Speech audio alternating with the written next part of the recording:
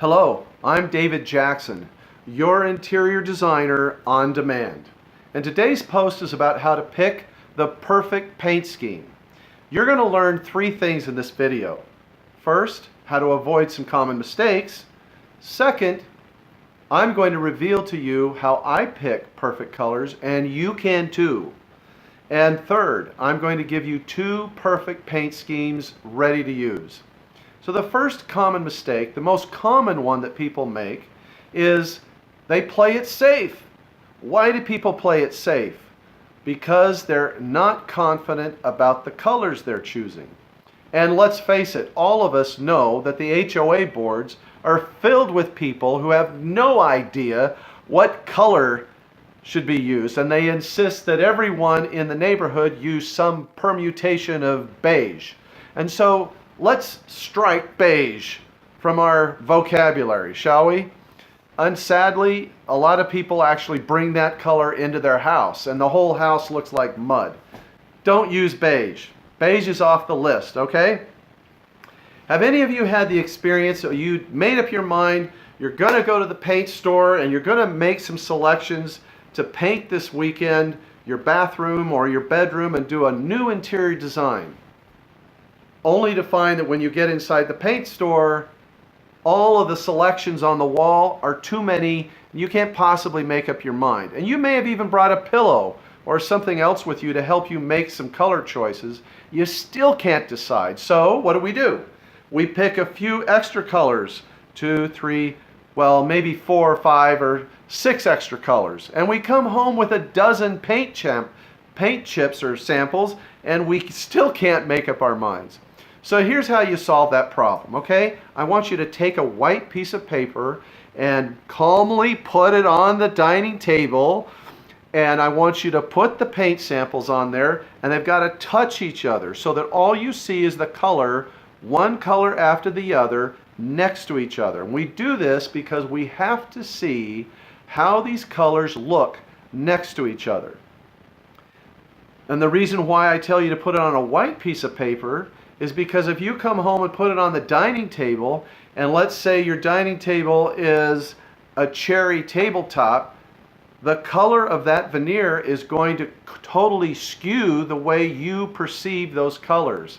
So you've got to put something neutral behind it. Use white, put the samples on the white, and make your selections there. And it's a process of elimination, right? So when we narrow it down to 3 or 4 colors, then we tape them, put tape on the back, and we tape them to the wall. We stand about 10 feet back, and we can make a better decision about which colors seem to look great together. Now here's the important point that I want to teach you. This is Interior Design 101. Every color comes in a tint, in a tone, and a shade. And yes, that means light, medium, and dark. And the reason why I bring this up is because the single most important thing to learn about a successful paint scheme is you've got to have contrast between the colors. Let me give you an example and illustrate this by telling you, if you have 2 walls and you're planning on using 2 different colors, and one of them is a tint, and you're going to paint the wall that has windows in it with the tint, I guarantee you that by the time the natural light filters through those windows, it's going to turn the color on the wall darker, and it will totally convert that tint into a tone. And when you look at the wall between the 2 colors, you won't be able to tell the difference, and that's a problem. So use the tint on the other wall and the darker color on the wall that's got the windows, because it'll dial it down another 2 shades, I would guess, for the natural light coming through the wall. So the second thing I want to teach you today, important about colors, since so many of you want to use bright chroma colors, intense colors, it's like this vase behind me. It's a bright, bright red. It commands a lot of attention, but we only want to use a small dose of it. So you'll notice that the wall behind it is largely painted a dark charcoal gray. That's because I have to counterbalance that intense red with a muted gray tone. I thought the gray looked better. That's why I used it. Now, many of you I know talk about wanting to use a gray or a blue or a pink in a room, and that's fine, but you don't have to paint all the walls in that color. Just tone it down a little bit, dial it down, and just use a little bit. You can pick up that color in some pillows and some artwork. You don't have to paint all the walls in one color. You have to know where to stop. So the third thing I'd like to teach you about color selection is there is a big difference between warm colors and cool colors. And I know that some of you will automatically associate blue as a cool color, but in fact there are warm blues. But I would try to always lean on the side of warm colors. Let me give you an example of this. I have clients who have children that suffer from depression, and we did some interior design in their bedrooms. I would never paint a bedroom a cool gray. Cool gray is heavy, it's weighted, it's depressing, it's dark. Don't use it. I can't even think as an interior designer of any condition where I would use a cool gray. Don't use it. Try to stay in the warm spectrum. Now the last point I'd like to teach you about contrast when it comes to paints are the finishes or the sheen level. We have flat, eggshell, satin, and high gloss. So one of the things that I try to encourage all of my clients to do is use flat paint, a white, on the ceilings. I always use flat because all of the lighting, the lamps and other sources of lighting in the room are usually pointing up.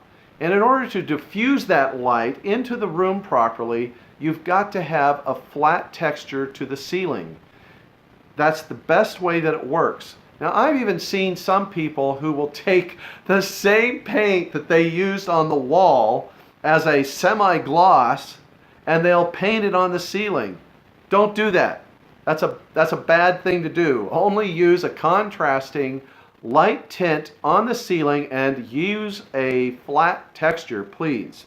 You're going to have to use probably an eggshell or a satin on the walls because you got to be able to clean them and scrub them from time to time. And I think everybody knows not to use high gloss on the wall, right? Because we have too many imperfections in our sheetrock, and as soon as you paint it high gloss, that reflectiveness of the gloss will telegraph all of those imperfections, and you'll see them the second you walk into the room. So don't use high gloss unless you have spent a lot of money fixing those walls so they are perfect flat, like level 5 flat. The last thing I want to share with you, I promised you 2 design schemes, okay, that were perfect.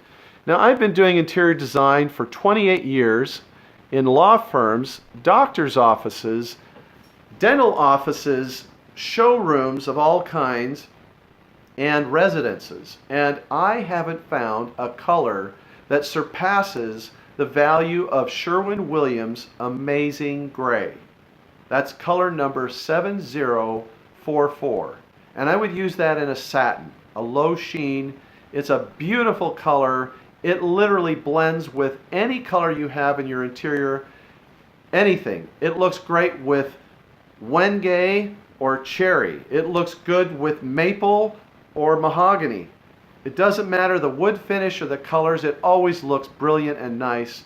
And I would pair that with a ceiling color called Snowbound, which is a perfect white. It's like a warm white, but it's a pure white. And that comes in color number 7004. And again, use it in flat. The second paint scheme is a unique paint color that has just a subtle hint of green in it. It's not a bright green, it's not a hunter green.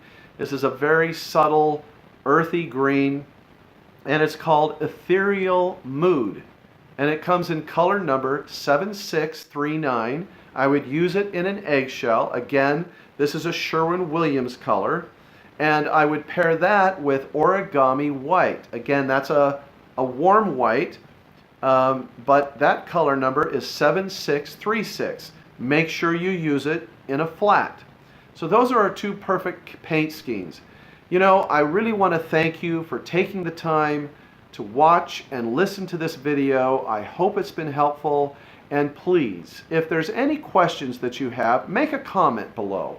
Tell me what your questions are, or ask some other questions that relate to some modern interior design elements that you need help with, and I'll be happy to respond to it.